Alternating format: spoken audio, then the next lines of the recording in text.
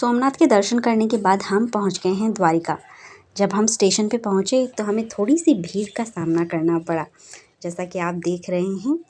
And उसके बाद मैंने और एलिन ने जो है वो बाथ लिया, स्नान किया। एंड मैं बाहर आ गई स्टेशन के बाहर। जब मैंने देखा तो सनराइज़ जो है वो हो रहा था। सूरज की किरणें बेहद ही खूबसूरत लग रही थी। एंड मैं बेहद ही एक्साइटेड और हैप्पी महसूस कर रही हूँ। And I can express this कि ये जर्नी वाकई बहुत स्मूथ एंड कंफर्टेबल हो गई है शिव जी की कृपा से। तो आफ्टर द बात मैं और एलिन जो है स्टेशन के बाहर आए और हमने एक रिक्शा लिया। और रिक्शा वाले भैया ने हमें बताया कि वो तो नहीं जा पाएंगे, बट वो हमें एक बस स्टॉप तक छोड़ देंगे जो स्टेशन के पास है थोड़ी दूर में। एंड वहाँ से हम बस या फिर कोई भी ऑटो लेके जा सकते हैं नागेश्वर ज्योतिर्लिंग। तो जब हम सुबह का ये समय है, प्यारी प्यारी गाय जो आपको दिख रही है, खूबसूरत मकान। And one more thing which I notice in Gujarat कि गुजरात जो है वो बेहद ही क्लीन है। जितना हो सके वो कोशिश करते हैं क्लीन करने का। एंड ये शहर की बहुत ही खूबसूरत बात है। एंड उसके बाद हम इस वाले रिक्शा में बैठे। ओ माय गॉड, ये बुलेट वाला रिक्शा है। और आप जो देख रहे हैं कि एलिन जो है वो पहली वाली सीट पे जाके बैठ चुकी है और कितनी खुश है। And I always prefer to seat in the window but it's okay. I really enjoy the ride. मुझे वाकई बहुत मज़ा आ रहा था। आप ऐसा लग रहा था कि ये सच में मैं एक बुलेट बाइक पे बैठी हूँ और वैसा एकदम फील आ रहा था। ये हमारे कुछ साथ जो है वो लोग भी नागेश्वर ज्योतिर्लिंग जा रहे थे। एंड उन्हें हिंदी नहीं आती, मुझे 2-4 गुजराती आती है जो मैं हमेशा ट्राई करती हूँ कम्युनिकेट करने के लिए। एंड ये लेडीज़ बहुत ही अच्छी थी। रास्ता जो है बेहद खूबसूरत था और इस बुलेट वाली गाड़ी में चल के में तो बहुत मज़ा आया। फिर हम पहुँच गए नागेश्वर ज्योतिर्लिंग धाम के दर्शन करने के लिए। एंड जो बाहर से हैं मैंने पुष्प बेलपत्र वगैरह ले लिए। सुबह का समय था। एंड यस, मंदिर में ज़्यादा भीड़ नहीं थी क्योंकि हम जल्दी आ गए थे। और मंदिर के अंदर से हमने प्रसाद वगैरह भी लिया। यहाँ की ख़ास बात ये है कि आप प्रसाद वगैरह लेके जाके जल चढ़ा सकते हो। एंड मैंने और एलिन ने जो है वो जल चढ़ाया, अच्छे से पूजा किया। एंड देन फिर बाहर आ गए। बाहर का नज़ारा बेहद ही खूबसूरत है। एक छोटा सा तालाब है जहाँ शाम को बैठना काफ़ी अच्छा माना जाता है। बहुत ही पीसफुल, जैसा कि आप देख रहे हैं, ग्रीनरी से भरा हुआ। और ये तालाब बेहद ही खूबसूरत लग रहा है।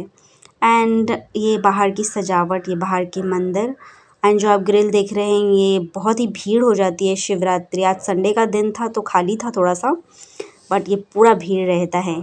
पुराने समय में जो कृष्ण जी है वो यहाँ पे रहते थे द्वारका में, तो वो यहीं आके पूजा पाठ किया करते थे शिव जी की।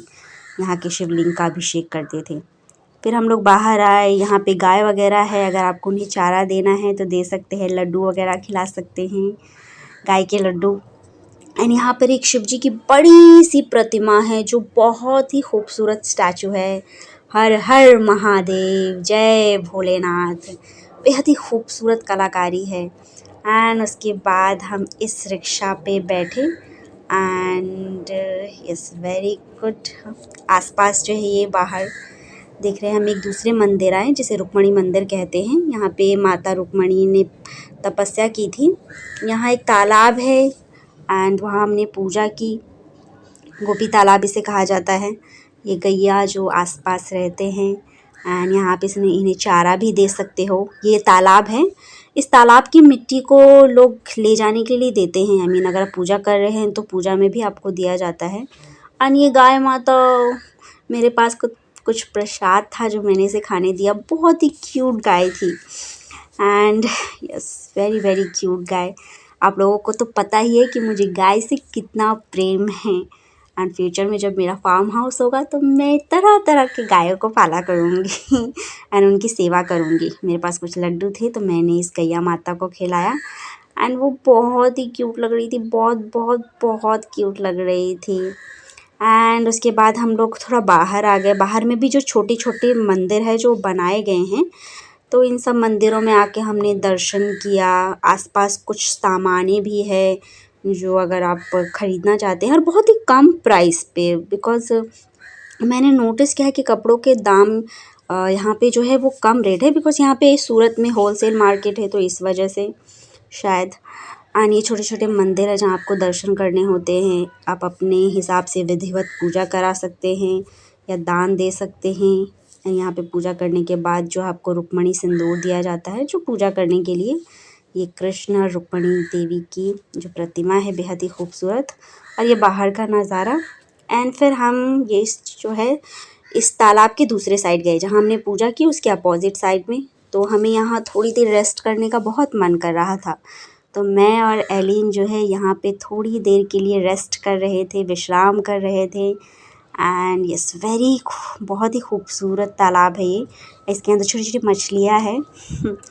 एंड फिर उसके बाद हम लोगों ने एक अगेन ऑटो लिया और निकल पड़े अपने अगले डेस्टिनेशन की तरफ, जो कृष्ण जी का ही एक मंदिर है।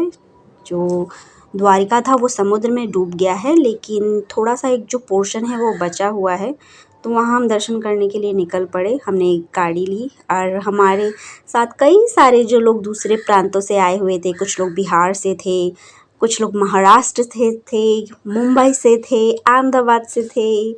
एंड बहुत ही नज़ारा अच्छा था। एंड ये एक जो है ये ब्रिज है, बहुत ही खूबसूरत ब्रिज।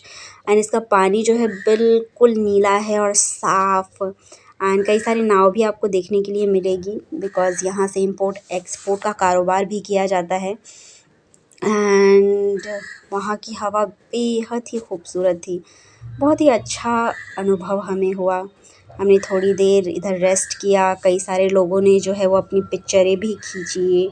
एंड यस ये बहुत ही खूबसूरत और भव्य ब्रिज जो है वो बनाया गया है। एंड बहुत ही अच्छा लग रहा था मुझे। एंड थोड़ी देर के लिए हम लोग उधर ही रुके। एंड देन उसके बाद थोड़ी फ़ोटो वोटो खींचने के बाद मैं रैलीन हमारे रिक्शे वाले भैया निकल पड़े हैं हमें अपनी डेस्टिनेशन तक पहुंचाने के लिए। हम दोनों ने यस थोड़ी थोड़ी कुछ कुछ चीज़ें खाई, लेकिन प्रॉपर डिनर या लंच नहीं किया था।